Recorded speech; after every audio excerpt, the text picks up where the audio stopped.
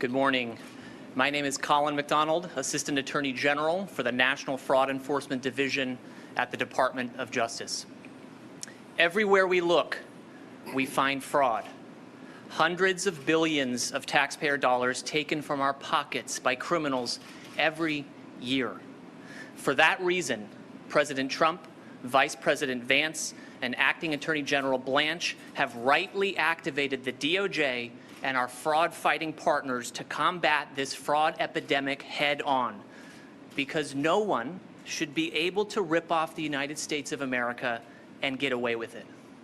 I am honored to be joined today by some of our best fraud fighters: CMS Administrator Dr. Mehmet Oz, U.S. Attorney David Metcalf, Pennsylvania Attorney General David Sunday, HHS Inspector General March Bell, Executive Director of the White House Task Force to Eliminate Fraud, Scott Brady, and our local FBI, HHS OIG, DEA, and IRS criminal investigation leadership. This team of public servants is committed to looking further, digging deeper, working night and day to unmask the fraudsters stealing the wealth of America and bring them to justice. And this commitment is reaping dividends right here and right now in Pennsylvania.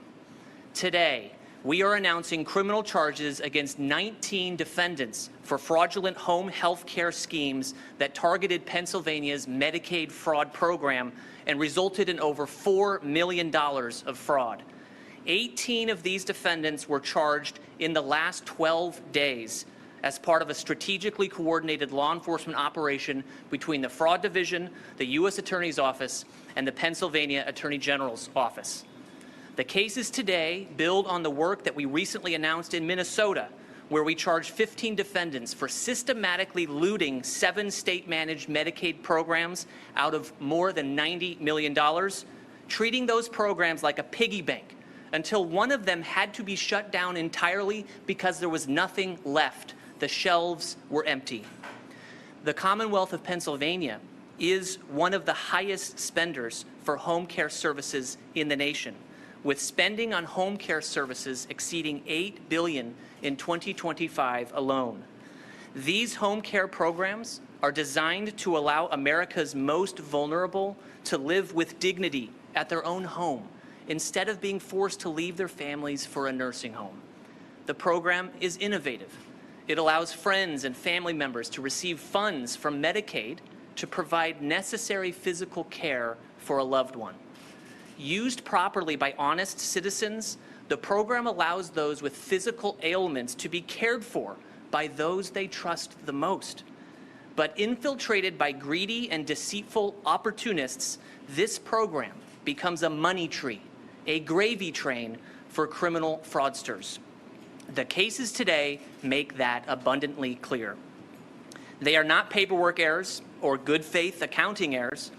They involve supposed home health aides who billed the taxpayer for home care services but never actually provided those services, and supposed Medicaid patients who conspired with other fraudsters to bill the taxpayer for completely unnecessary health services.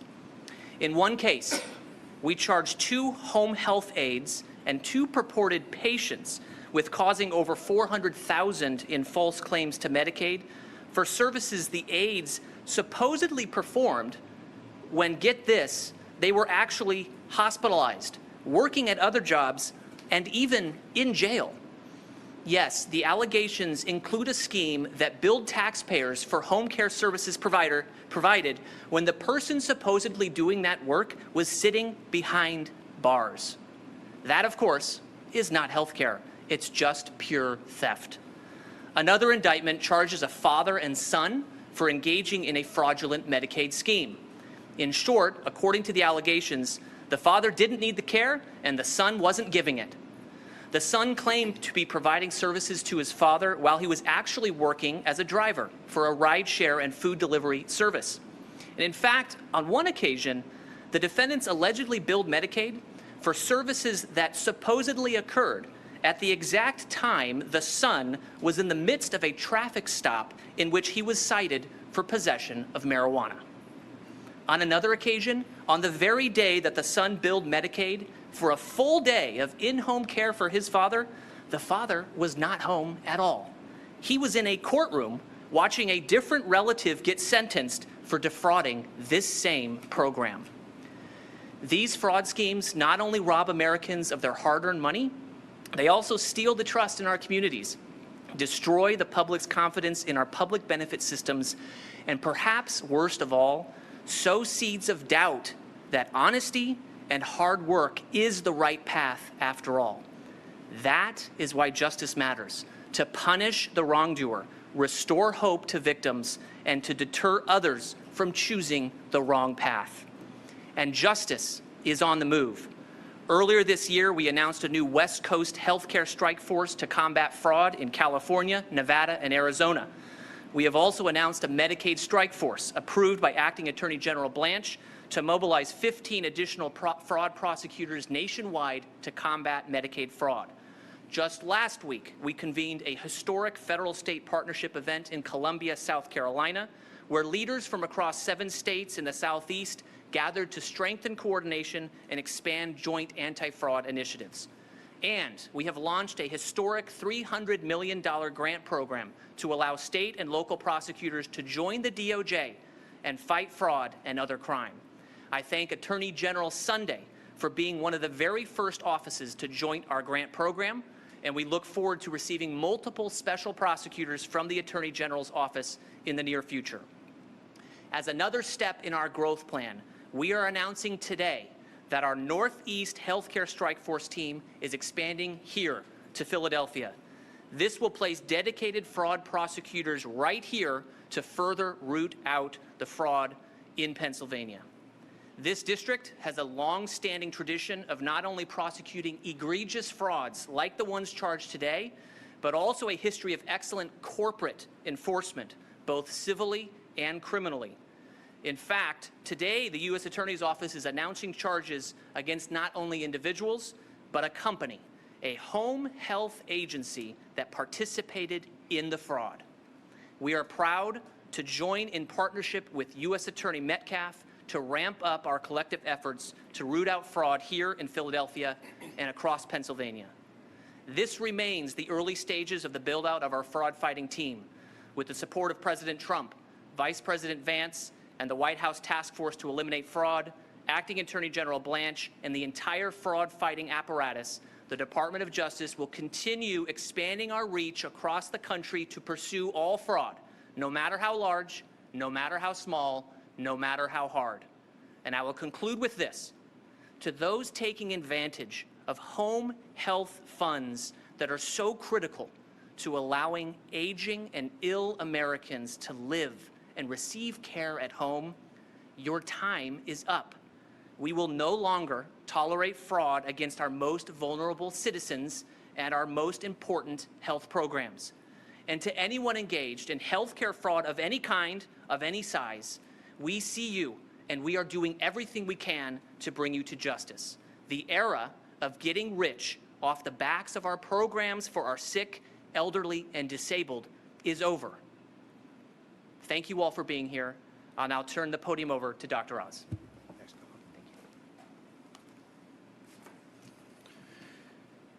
I want to thank the President, the Vice President, Secretary Kennedy, and many others involved in the anti-fraud task force that the White House is beautifully organizing for an all-of-government approach. And I say that because with using all the lever arms that the federal government has allows us to help and protect people who are dependent on Medicare and Medicaid, as you'll see during these presentations. Colin, the all-star team you've put together, there's many members on the dais, but the U.S. Attorney's Office, the Eastern District of Pennsylvania, the Northeast Strike Force, the DEA, FBI, HHS OIG, the Criminal Investigation Units, the Pennsylvania Attorney General's Office, all these groups have come together. We need states involved, and I'm speaking to that issue as the person who has to look at all the numbers as the administrator of CMS. Now, we're facing a personal care services crisis around the country. The surge in enrollment of individuals in these programs is stunning. So shocking, we have to double-check our numbers. We don't think it's possible that it's happening, but it is. In California and New York, the #1 job in the entire state is personal care services. Guess what? It's good to be home because it's true in Pennsylvania too. 50% dramatically more people serving in the personal care services space, that's home care, than is in retail. That's where Pennsylvanians are going. It's becoming a jobs program. Medicaid fraud in this state is costing taxpayers for care that was never delivered, or even worse, harmful. It's costing patients their health, their trust in a system that was built in a high-trust environment, a place we all thought that we would be able to be safe, because who would steal from the poor? As Colin outlined, many people, unfortunately, are doing just that, and we're coming after them. What we're exposing today is a diabolical breach of trust, a violation of the sacred bond between patient and caregiver. It is a catastrophe that can only be dealt with in the way we'll be outlining for the rest of this presentation. Today's defendants included an aide who billed Medicaid for care claimed to be delivered while they were in jail, or while they were being arrested, or while they weren't in the country. The list goes on and on, one more disbelievable than the next. And it's not just individuals. There's a home care agency, 2 owners who are charged with billing Medicaid hundreds of fabricated clock-ins. Again, care that was never delivered at all. And we have evidence of that. CMS's job is to make sure this money reaches the people who actually need it. That's the grandmother who desperately needs this money to stay out of a long-term care facility. It could be a vet who relies on this to get help because he's stuck in bed. All these individuals deserve our love and support, not the criminals who have hurt them. We've reviewed Pennsylvania's personal care billing trends. I'm going to get these numbers to you slowly because they're really important. This is the federal government's data on Pennsylvania. Pennsylvania ranks 5th nationally in average monthly payments, both per beneficiary and per provider. That is way out there. Be number 5 in both those categories. More expensive, that is, in 45 states. Over 96% of personal care claims here are illness unspecified. That's how they're titled. So we can't track them. It doesn't help if the U.S. Attorney or the Attorney General can't possibly find the fraud because people aren't actually telling us what they're really doing. We have to change that history that's evolved here into the norm. And finally, average payments per beneficiary, more than $50,000. Think about that, $50,000 per person getting home care in this state on average, far above what you'd ever expect. All this points to fraud. The cases like these are exactly why a whole government approach is so critical and why we have to develop best practices of how to evolve this system. You're going to be hearing from Dan Brillman in a second. He runs Medicaid. He's going to touch on another problem that's a big one in Pennsylvania, which is autism care services, and why they're, again, not only are they off the chart in Pennsylvania, but the rest of the country, but we are actually here to help. We're giving you a toolkit that will allow the state to be able to tell what's good, what's not, what's foul, what's fair, so we can identify the best use of our funds. Yesterday, I was in Maine. We're investigating home support services, just like you're seeing here, for adults in that case who have autism. Medicaid spending of the top 10 providers there has dramatically increased over the last 6 years. In fact, across the board, if you look at fraud in healthcare, all gone up in the last six years. What happened in 2020 that has catalyzed this? What has allowed this corruption to be weaponized? It's COVID. COVID appears to have unleashed massive fraud through grifters because criminals knew the federal government would not follow up on the money that was spending out. We told the world we were open for fraud and they could start harpooning us with their spears. No mas, no more. We are now making it very clear this administration will not tolerate this fraud, the massive increases that have grown to the kinds of numbers you could not imagine being able to show on a clipboard, with 90% of services billed and paid for, in Maine in particular, where there is no justifiable backup for it. 9 out of 10 services, you can't justify they should have happened. It's the opposite of what you'd normally expect. We have no tolerance for anyone who invents hours, invents a disability, invents a workforce at the expense of people who depend on these programs. And if you love these most vulnerable Americans, you should care as well. With this all-of-government approach, no scheme is too sophisticated, no fraudster is too elusive. This all-of-government approach includes the states, which is why you have state representation here. And these kits that were crafted are going to help these states, all of them, cope with this problem. We have at CMS an additional bit of information about these problems that Killer Kim, as she's gotten to be known, is going to describe next. This is going to, I think, help dictate how we will intervene if these numbers are not addressed. Kim. Great, thank you, Dr. Oz. What you just heard on the personal care front is only one part of this fight. CMS is going after all of it. I want to build on that with an update on one of the areas where we've made the most progress, hospice. Since President Trump took office, 1,076 hospices have been removed from the Medicare program in California alone. This represents a 47% reduction in the number of California hospices compared to the peak during the Biden administration. To put that in context, Los Angeles County alone had more than 1,850 hospices. So these are hospices that are no longer under review, they're not on a watch list, they are gone, thrown out of the program entirely, unable to bill Medicare, unable to touch another taxpayer dollar, unable to take advantage of another vulnerable beneficiary. And we're not stopping at California. In May, CMS put in place a nationwide moratorium on new hospice and in-home health enrollments, the broadest action CMS has ever taken in this space. It's in effect through mid-November, and we're using that time to investigate all existing facilities, dig into the data, and remove bad actors, not just process the next claim. That matters here in Pennsylvania, too. In its written response to Dr. Oz's revalidation request letter in late April, Pennsylvania stated that it is using the federal moratoriums as a reason to review its program integrity efforts.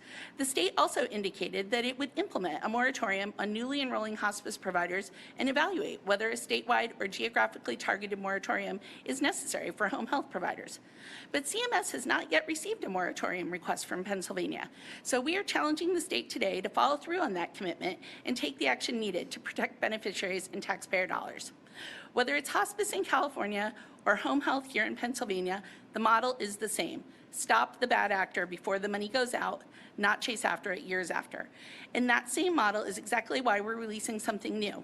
Today, CMS is publishing our Medicaid Service Area Heat Map for Applied Behavioral Analysis, ABA, a first-of-its-kind national look at where ABA spending is concentrated and where it's raising red flags. Pennsylvania is one of the states where that data is most concerning. I'm now going to turn it over to our Director for Medicaid and CHIP Services, Dan Brillman, to walk you through what the heat map means and what it means for kids and families here in Pennsylvania. Over to you, Dan. Good morning. As the leader for Medicaid and Children's Health Insurance Program, when we see problems, we come with solutions. You know, Medicaid is a safety net program, and we want it to be there to catch you now and for years to come. Stomping out fraud and corporate corruption is how we ensure it is there for you. And fraud in applied behavioral analysis, or ABA, is no exception, which is why today we're announcing an ABA toolkit to help states drive best practices and policies across the country. Now, ABA therapy is meant to give kids with autism one-on-one support. They need to build useful skills, communication, social interaction, independence, delivered through direct hands-on support intended to improve quality of life and autonomy. But here's the problem. Between 21 and 2025, Medicaid spending on ABA grew 6 times faster than the number of children actually receiving the service. Nationally, it went from $2 billion to $10 billion a year, a 420% increase. Some states saw 2,000% increases. One state has over now 45,000 ABA providers alone, about 9 times the number of pediatricians in the state. This should raise serious concerns for everyone. We know issues that we've seen on the news like Minnesota, where their billing for services exploded from $3 million in 2018 to $400 million in 2023, a surge driven by organized fraud rings providing kickbacks for parents to sign their children up. But here in Pennsylvania, the data tells a similar story. ABA services now, as Kim just talked about, carries a high risk score, growing from $144 million to $587 million between 2021 and last year, and the second highest in the nation for average monthly payments per provider. Here, we have had one provider who claimed to have delivered 500 hours of one-on-one ABA therapy to 2 children, 2 different locations, all at the same time. Behind every one of these families is an issue, and maybe families even like yours. There's a human cost to fraud, and incentives that reward volume instead of individualized care results in children who don't get the care that they need and families who pay the price. So today, this is the action. Every state has been asking us for help at CMS, so we're providing it. So we're launching this ABA toolkit, a set of proactive practices for Medicaid and CHIP programs to drive accountability in the program, to do the right thing to serve our children, and also to protect good providers providing good care. This toolkit's going to do 3 things. We're going to work with the states to address them. 1, individualized treatment plans that reflect children's severity and clinical justification, not maximizing hours regardless of the child's need. Now 2, integrated therapy. We should be treating the whole child, focused on integrated speech, occupational, outcome-focused therapy, not simply maximizing ABA therapy in isolation. 3rd, guardrails, things that will stop crowding out those who need it the most. Today, 75% of parents are reporting delays and wait lists. A good reason for that, $1.5 billion was spent last year on ABA for children who did not have an autism diagnosis for that care. We owe it to the families who depend on these services, to the taxpayers who fund them, and this toolkit is going to be used in partnership with states across the nation to close these loopholes without delay. So we look forward to releasing this toolkit today to the public and hope everyone ensures resources remain available for those who need it the most. I'm going to turn it over to U.S. Attorney for the Eastern District of Pennsylvania, David Metcalf now. Thank you. I want to thank everyone for being here. I want to thank all of our federal and state partners for shining the light on such an important issue. And that important issue is the worst theft of money that has taken place in this country has been the great fraud against the American taxpayer, fraud against government programs that provide health care to the sick, food to the poor, benefits to those who need them, which is why we are so excited to announce our partnership with the National Fraud Enforcement Division and Colin McDonald, and also build on our alliance with Pennsylvania Attorney General Dave Sunday. Thank you for being here. As well as partnering with our law enforcement agencies, FBI, HHSIG, and others that are so important in this space. We want to attack fraud in all of its forms. As Dr. Oz, Kim, and Dan just told you, Medicaid fraud in particular has many different forms of fraud. But we want to tackle fraud from billion-dollar corporate malfeasance, from a Fortune 500 company, to the smaller dollar fraud of the cases that you're going to hear about today. And the cases that we want to highlight today exemplify a much greater problem. And it's a problem that has plagued our region and our community for many years, and that is the epidemic of home care fraud in this community. And for those who aren't aware of how these schemes work, I'll give you a brief overview. Medicaid, administered by the state, the Department of Human Services for Pennsylvania, allows a specific program whereby patients can have personal care services in the comfort of their home and get Medicaid reimbursements. But in practice, it has proven difficult to verify that those services are actually being provided, because ultimately anyone can be a caregiver. You can be an individual with a criminal background, no medical training or background at all, and you can be a caregiver, and the beneficiary or the client can select whoever they wish to be their aide. And so therefore, two people can easily collude to scheme this system, and once in the system, and this is the important part, it's tough to verify that the services are actually being rendered, because the caregiver or the client behind closed doors simply can tap a button on their smartphone app or call in, and that record doesn't actually establish that the person was actually there or providing health care services. And the result is what you see on that chart over there, which is, since the Pennsylvania Department of Human Services established this program in 2018, $120 million billed in Pennsylvania home care services in 2019. 2020, $2 billion. 2025, $8 billion. This is not the reflection of supply and demand. It is a reflection of the systematic exploitation of a vulnerable program by fraudsters and, as we allege, sometimes drug dealers. I want to tell you about these cases with two qualifications. First, all the credit goes to the prosecutors and agents. It was their hard work, their brains, their sweat that built these cases. That's why we're here today. And number two, as shocking as these allegations are, at this stage they are indeed only allegations. Every defendant is presumed innocent until proven guilty in a court of law. But they are shocking allegations. Across these cases, we have home care services billed that were not rendered by aides that were dead, that were in prison, that were selling drugs, aides who billed over 24 hours a day repeatedly for a year, aides who billed halfway around the world in Saudi Arabia, aides who were billing while jet-setting across the Caribbean and Europe. And I want to highlight two cases our office charged today.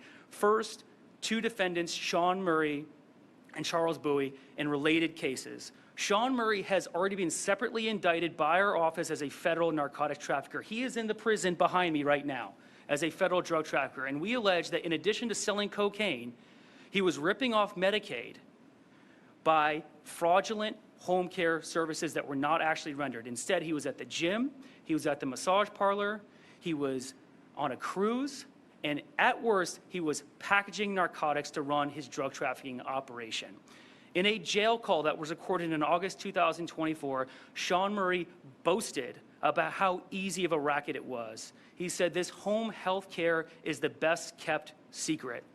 This scheme also illustrates, unfortunately, that too often the clients and the beneficiaries are in on this scheme. In this case, we allege that Murray paid kickback to his clients to go along with the scheme. We allege $400,000 in total billings. The last case I want to tell you about involves a company called Benevolent Home Health and its two founders, Khalil Williams and Salima Davis, both from Philadelphia. And we allege that this case actually originated from a DEA investigation in the drug trafficking activities of Miss Williams' husband. When DEA agents raided his house, while he was being arrested, he said, "Hold on, I need to clock out of my shift." And when the agents asked what he meant by that, he said, "Everybody is doing this. If that's a problem, you'd have to arrest the whole city." That is shocking, and it illustrates the extent of the problem that we're dealing with here. Everybody is doing this. It gets worse. After Miss Williams' husband was sent to prison, the billing for his home care services continued.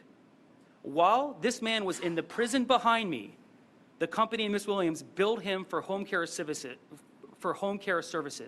A federally charged narcotics trafficker, literally sitting behind bars in the federal detention center, was still being billed for home care services. This was after, mind you, that Miss Williams and Miss Davis were billing services while he was actually conducting his narcotics trafficking operation, packaging, selling, distributing drugs. And it gets worse. Miss Williams and Miss Davis also billed for an aide that was dead, 600 clock-ins in a year, to the tune of a total of $225,000 in Medicaid billings. In short, we are being ripped off. These cases and these defendants make a mockery of your tax dollars, but it ends today. If everybody is doing it, it takes everyone to stop it, which is why I'm so pleased to see everybody here today from our federal and state partners, because this is going to take the total force of the United States government and our state partners to combat this problem, and we look forward to doing so. Thank you.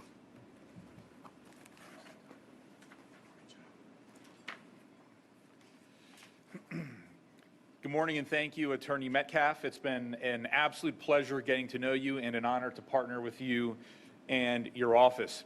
We've seen great progress here in Pennsylvania in building Medicaid-related criminal cases and resulting prosecutions of those who have defrauded and steal from the system and those who neglect and abuse patients that are dependent on that care. And before I go into the details about some of these cases, I want to remind people of two things. Number one, these cases aren't just financial crimes. These are cases that directly impact the health and safety of people in our community, especially through the neglect cases where care should be given and people are being paid to provide care, and then the care is not given. And we actually have had cases in the not too distant past where people have died as a result of not receiving those medications.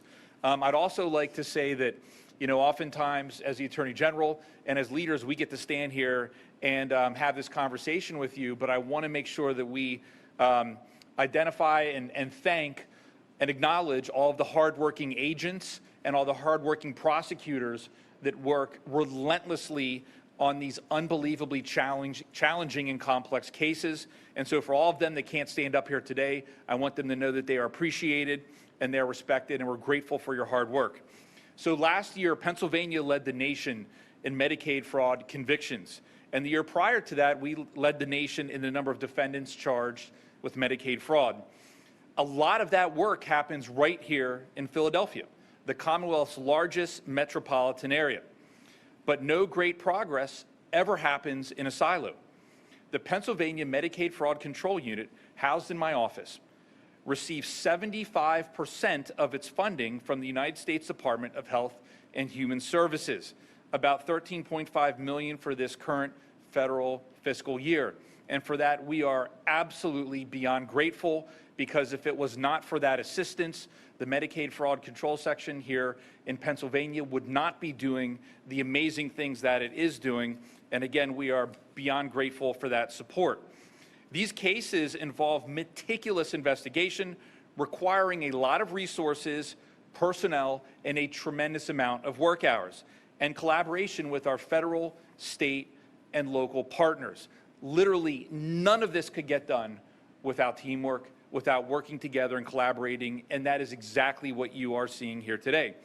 The array of conduct and bad actors is wide-ranging. Some of this conduct involves very sophisticated schemes and planning, and there are other cases where we have the same clear patterns of theft and fraud, but those schemes are not anywhere near as expertly disguised.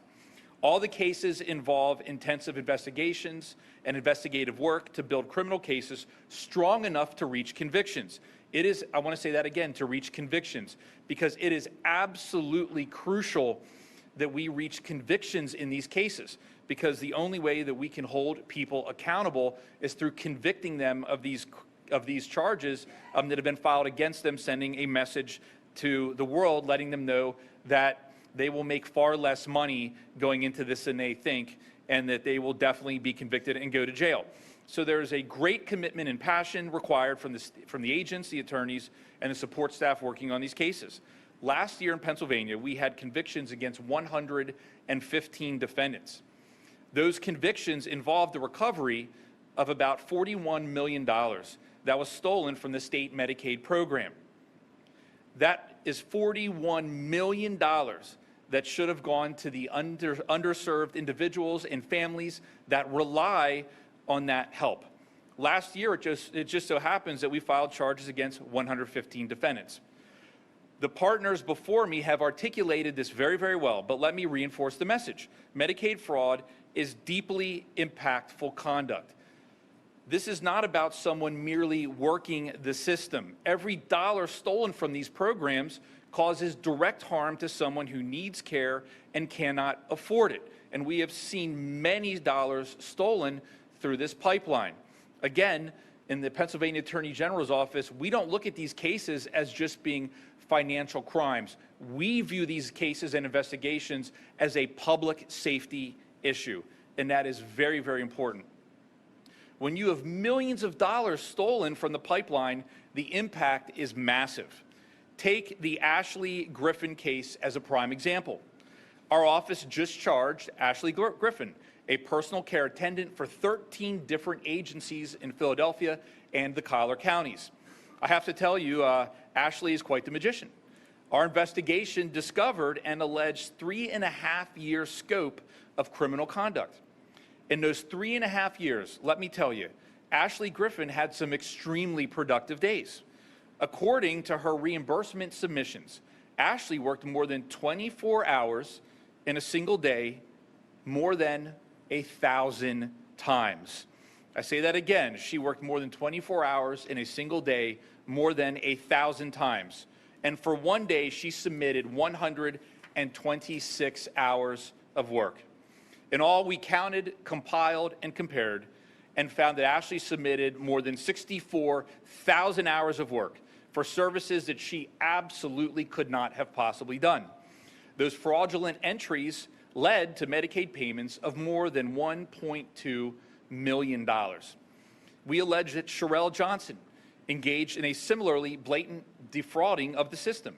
She submitted more than 24 single-day hours of reimbursements on nearly 400 separate days. Again, these might be half comical if they weren't unbelievably serious criminal acts causing a tremendous amount of harm. I emphasize, as always, that these are alleged acts, and the charged defendants will have their day in court. Pamela Greer, over a 6-month period, she allegedly submitted more than 1,300 work hours regarding home care for a recipient that we determined was incarcerated on drug charges at the time. So this individual that she said she was doing care for was incarcerated in prison on drug charges during the entirety of that situation. And then there was the Comfort Zone home health care case. We're in the final stages of prosecuting nearly 24 defendants from that Montgomery County-based case, from the owner of Comfort Zone all the way down the chain. More than $1.76 million in Medicaid fraud was uncovered. Leon Montgomery, the owner's son, recently pleaded guilty. We looked at $270,000 in Medicaid submissions from Montgomery, and we determined that he was actually in Saudi Arabia when much of that work allegedly took place. Again, these cases are not easy to assemble, charge, and prosecute. They take time and commitment. We in Pennsylvania have that commitment. We have the team who wants to do the work, and we are blessed to have the support at the federal level, which is the fuel that keeps this machine running. To my federal partners, I say thank you for all of your support. I know that we are all just getting started, and I would lastly like to remind everyone again that may be watching this that this is more than a financial crime. This is a very dangerous public safety issue, and a lot of people who should be receiving help are not receiving it because of this. Thank you.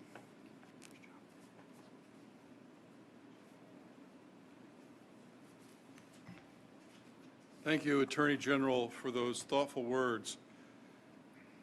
I want to do two things. I want to introduce you to where the Inspector General's office fits into this very important team effort, and then step back a little bit. You've heard a lot of very granular, highly accurate details about how this work is done.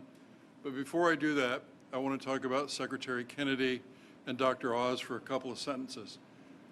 These are two gentlemen who have decided to spend their lives improving American health care. That's what they care about. That's their heart.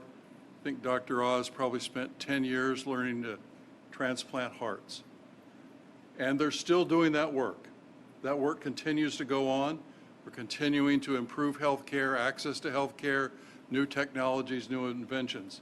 But this fraud has been an interruption to that effort. So Dr. Oz and the Secretary now have two jobs: improve American health care for everyone and fight fraud. So we want to emphasize that work is close to our hearts and very important. Now, the Inspector General's office is little known to most people, and I'll just give you a few fun facts if I could. We have about 1,450 employees. 100 of those employees do data analytics. 6 million transactions a day go through Health and Human Services. Somebody has to look at those and write programs using types of AI that I don't know anything about and find out where the anomalies are. So when somebody's billing for more hours than are possible, that might first appear in a database at the state level or at the federal level. They catch that, they move it over to the investigators, of which we have over 400. They start a case. They include the FBI, IRS, Homeland Security, and our other partners and investigate the case. We also have people that do audits of these programs. We figured out in advance that something was amiss in a lot of the autism programs in many states. That comes back, and again, it goes to the investigators. Data analytics goes to work, and you find out that there couldn't possibly be that many children in these autism programs. As you may remember, in one state, Minnesota, they had $1 million spent on autism services for children, and 5 years later, they were spending $343 million, a statistic that we don't get tired of repeating. So the Inspector General has the ability to send out subpoenas, do data analytics, do old-fashioned shoe leather work, undercover work, anything that other law enforcement agents do. So I too want to thank the law enforcement people who are here. The long nights or days alone with a computer screen, looking at a spreadsheet, looking at timesheets, looking at records, writing subpoenas, doing search warrants, doing shoe leather work. They are one of the real heroes of today. Now, on the atmospheric side, you've heard a lot of details, but let's step back for just a minute and think for a minute about where we are. This is, after all, Philadelphia. A few blocks from here, one of the great documents of Western civilization was written 250 years ago. It is the theme that we all remember when we care about what's going on in our communities and our government: life, liberty, and pursuit of happiness. But there's another important value that came from another organization 170 years ago, the CHOP, founded by a doctor, Anglican parishioner, who said, I don't like what's going on with my neighbors. The mortality rate is too high. So he starts a hospital. Now think about some of the hospitals in our region. Mercy Medical, the name of that hospital. Cedar Sinai, And don't ever forget that a group of nuns sitting over a wooden table and a bowl of soup came up with the idea for the Mayo Clinic. So these are core values that come from the idea of treating your neighbor the way you would like to be treated. So these two values, Declaration of Independence and treating neighbors with love, means that the infirm, the elderly, the disabled, widows and orphans are cared for. The least of these are not left out. Consider with me just for a second what it means that that's under attack. Who steals from these people? What kind of person steals from these people? Not the people who care about the values of the Declaration or about caring for their neighbors. They care only about themselves. And they don't care, as the Attorney General very articulately said, they don't care about what's going on with the poor or the infirm or the disabled or the children or the widows or the orphans. But I know the people in this room do, and I know that's their values. I just want to thank the rest of the partners here. It's always difficult to speak nearly last when you have all the details, but this is a civilizational challenge. People are demoralized in our country about health care. People are working to improve it. But until we get control of this fraud, if you think back 2 or 3 years what the Government Accounting Office said, take a look around the room. 1 in 5 of us was working all year to pay our taxes, and they were being stolen. 1 in 5. That's how much the GAO estimates we're losing in these programs to fraud. And this is a group that says not on their watch. I like no mas.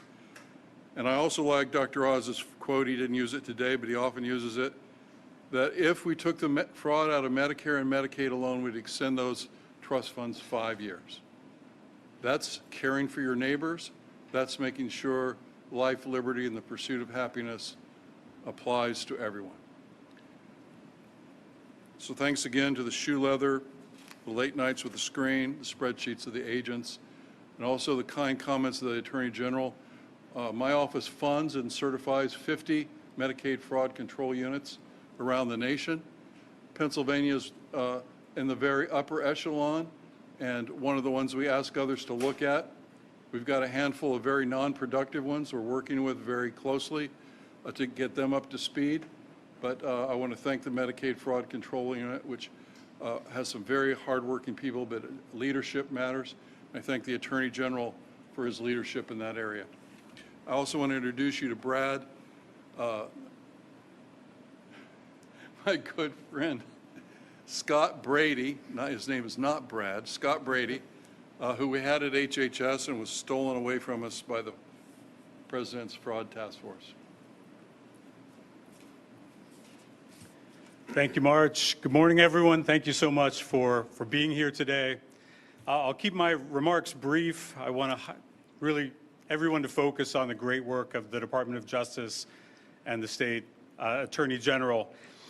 As March said, my name's Scott Brady. I'm the Executive Director of the White House Anti-Fraud Task Force. In President Trump's first administration, I was the U.S. Attorney for Western Pennsylvania, so it is good to be home, as Dr. Oz said. Today is about accountability. Today is about bringing fraudsters to justice, and today is about making Pennsylvania safer than it was yesterday. As you've heard, during the previous administration, we witnessed an explosion of fraud across the United States. And this fraud crisis impacted virtually every federal government service in every state in the union. And what we have witnessed truly shocks the conscience. From the Leering Center in Minnesota, to fake hospices in Los Angeles, to here in Philadelphia, a fraudster running a home health care business from that prison, billing for services never provided, stealing your tax dollars, stealing from the poorest and most vulnerable of our citizens. In response to this crisis of fraud, President Trump and Vice President Vance have launched the most comprehensive, most aggressive war on fraud in American history. Under Vice President Vance's leadership, the Anti-Fraud Task Force leads 15 federal agencies in an all-of-government strategy. And President Trump's mandate to us is clear. He wants us to stop fraud by first preventing money from going out the door, and second, thanks to Colin McDonald and the Department of Justice, he wants fraudsters put in jail. Full stop. Today, two of the task force's most important partners, the Department of Justice and the Department of Health and Human Services, are delivering justice to fraudsters. I want to thank Acting Attorney General Todd Blanche, AAG Colin McDonald, HHS Secretary Robert Kennedy, and CMS Administrator Oz for their tireless leadership. I also want to recognize U.S. Attorney David Metcalf and Pennsylvania Attorney General Dave Sunday for their leadership in fighting fraud and keeping Pennsylvania safe, even while other Pennsylvania leaders look the other way and do nothing. Fraud is not a victimless crime. Fraudsters steal from all of us, and real people get hurt, as you've heard. Our families, our friends, our neighbors, these are the people we are fighting to protect. For me as a Pennsylvanian, as a Pittsburgher, this fight's personal. I was raised by a single mother in a small apartment in inner-city Pittsburgh.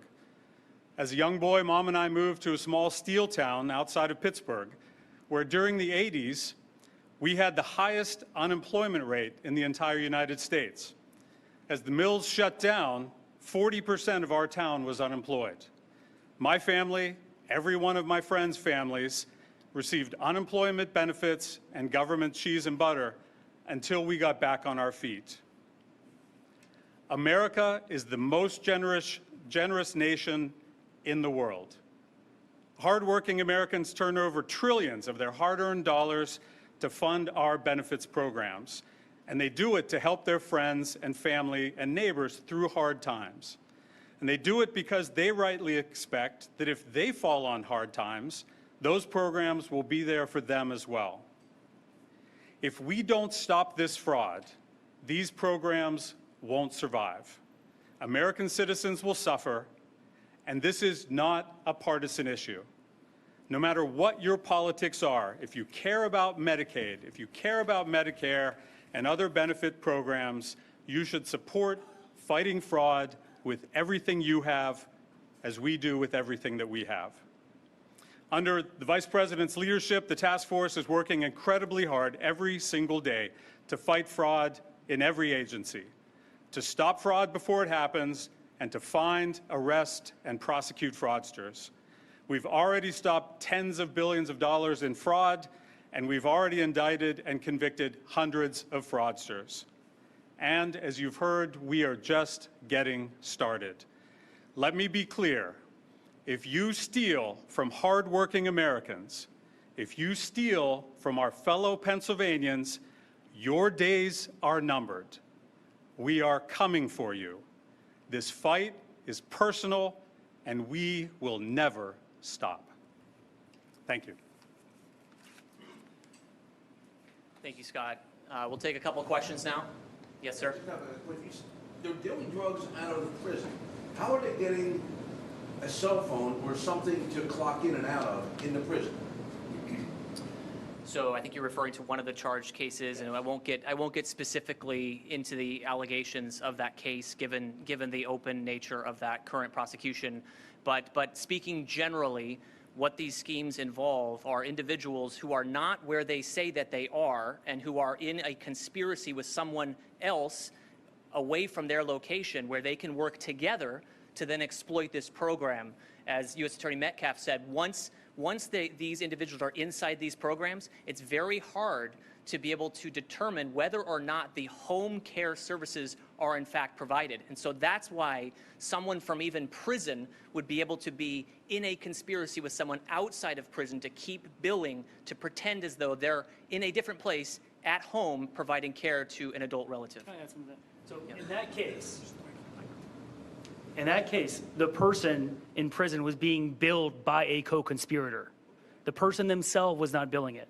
So take Ms. Williams' husband in that prison behind me was being billed by Ms. Williams while he was in prison. The allegation in that case is not that he had a cell phone billing in prison.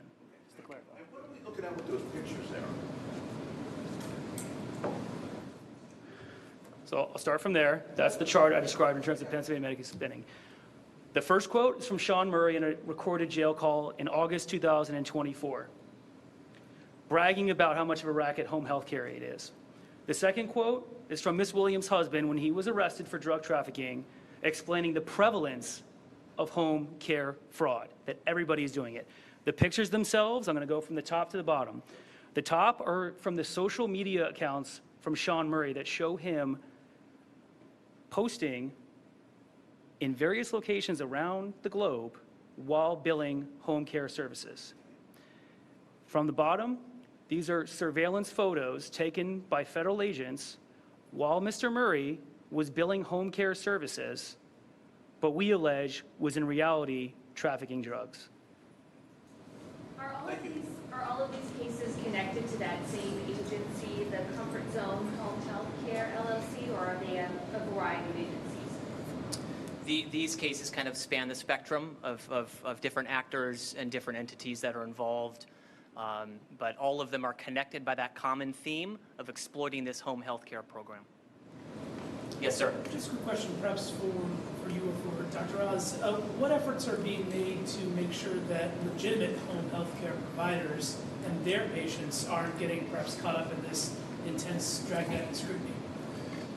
Our biggest allies in cleaning up fraud are the legitimate providers. Kim Brandt mentioned hospice care. We've taken out almost half of the hospice centers in the entire state of California.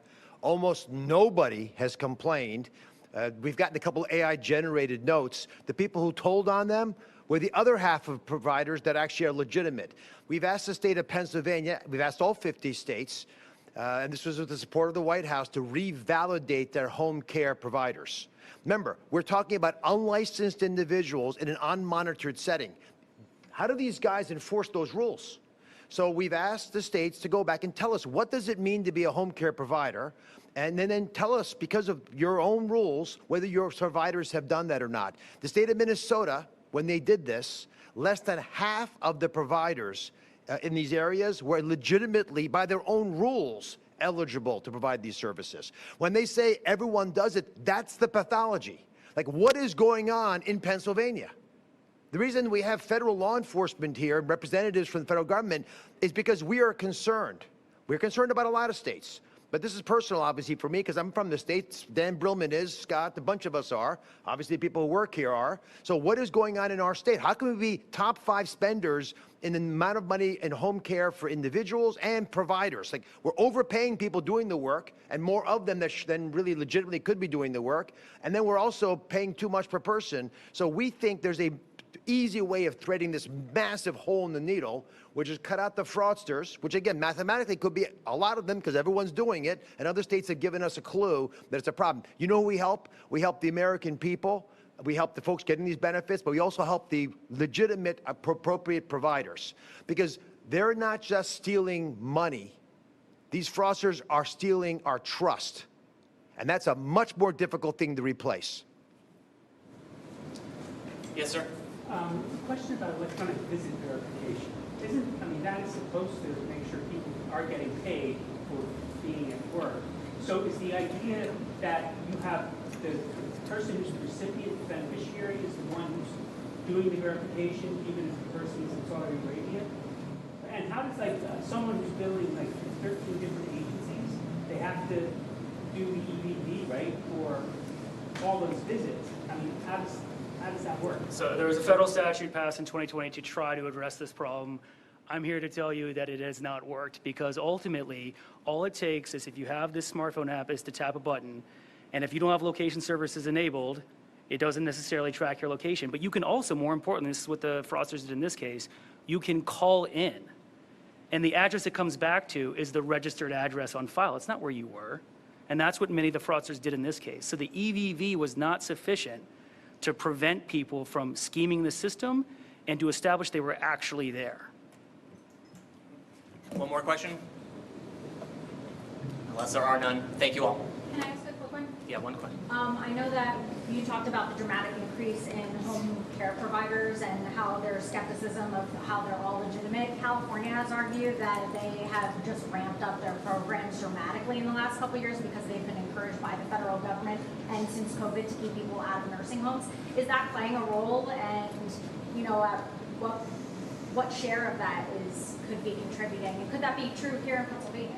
We don't believe that's a true statement. We've compared states. This is one thing we have to do at the federal level is give all the states, give all the governors the data on all the other states. And if you look at Texas versus California, they're plausible comparisons.